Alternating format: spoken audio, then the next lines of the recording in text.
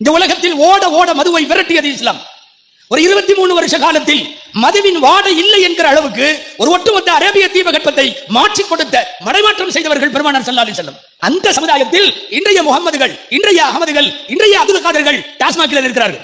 அதாவது தேசிய போதையா கஞ்சாவை அறிவிச்சிடலாம் போல தெரியுது.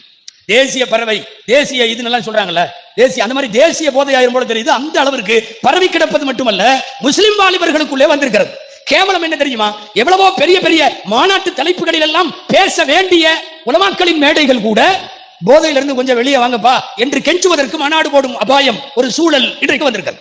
இஸ்லாமியர்கள் அதிகம் வசிக்கக்கூடிய பகுதியில் கஞ்சாவுக்கு அடிக்ட் ஆனவர்களின் எண்ணிக்கை 122%. டீ கடை பெஞ்சில உட்கார்ந்து பேசுறதை சொல்லல, டேட்டா பேஸ், தமிழ்நாட்டினுடைய உளவுத்துறை தகவல். 22 out of 100 யோசிச்சு பார்த்தா 4 பேத்துல ஒருத்தன். அல்லாஹ் அக்பர். முஸ்லிம்கள் வசிக்கக்கூடிய பகுதிகளில் 4 முஸ்லிம் பசங்கள்ல ஒரு